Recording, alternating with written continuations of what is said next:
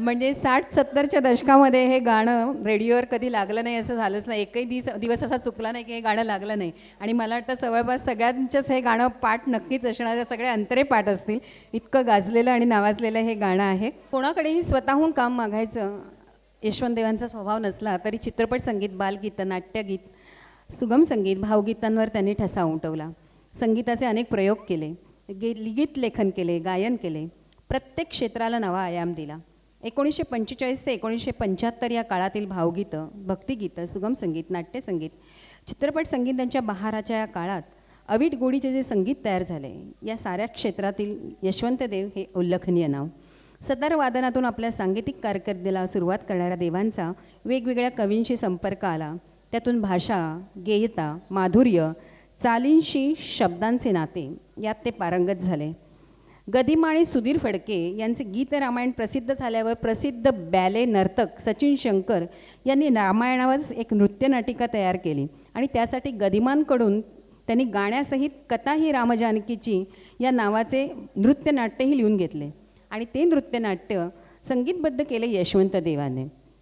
असे हे देव केवळ शब्दांचेच नव्हे तर श्वासांचेही सुरांशी नाते असते असं कायम सांगत.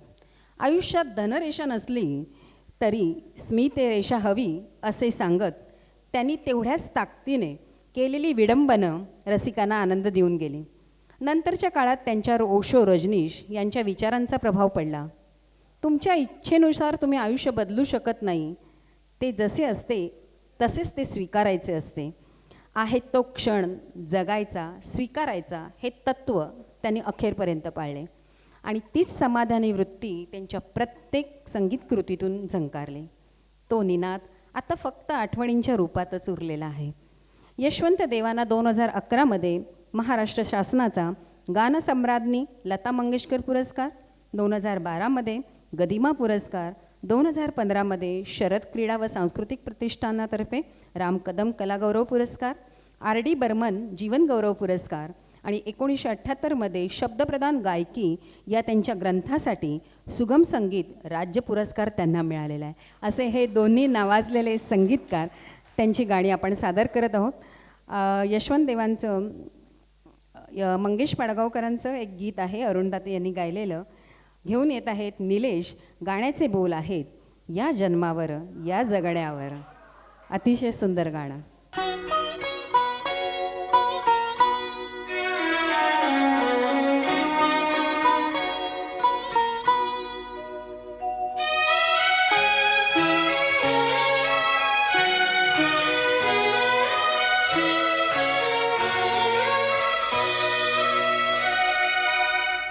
या जन्मावर या जगण्यावर शतदा प्रेम करावे.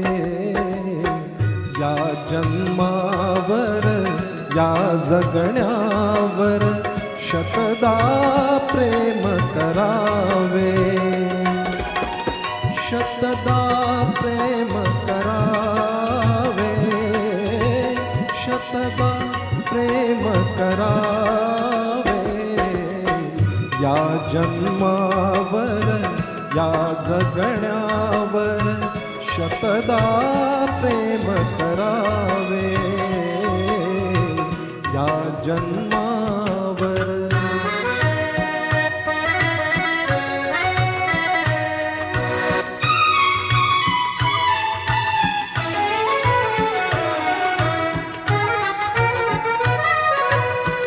चंचल वारा या जलधारा भिजली काळी माती.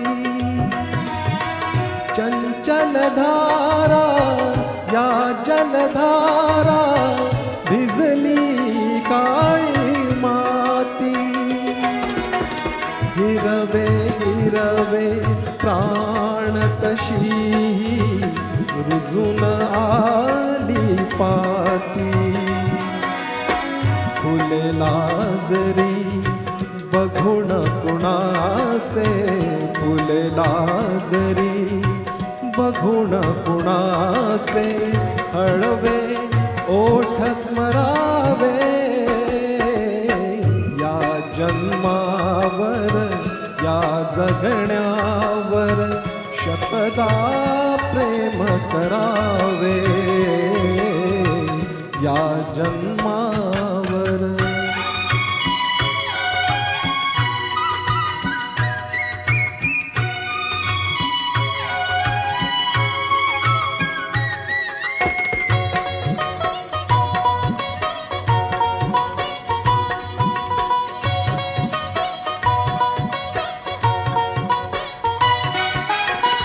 रंगांचा उघडून या पंखा सांज कुणी केली.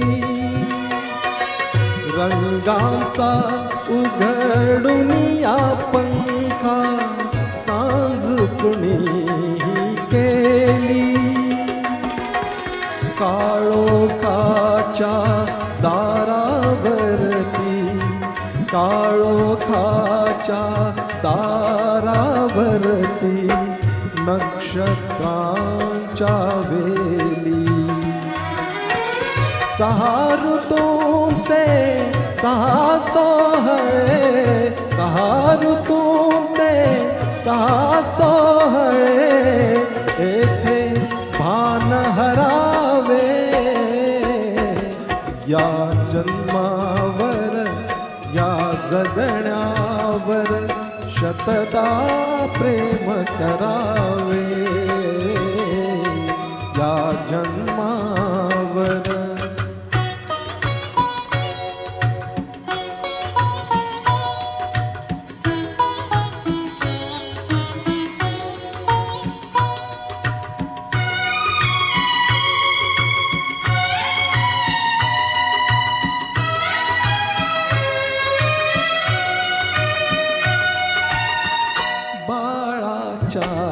चिमण्या ओठातून बाळाच्या चिमण्या ओठातून वाक बोबडी येते.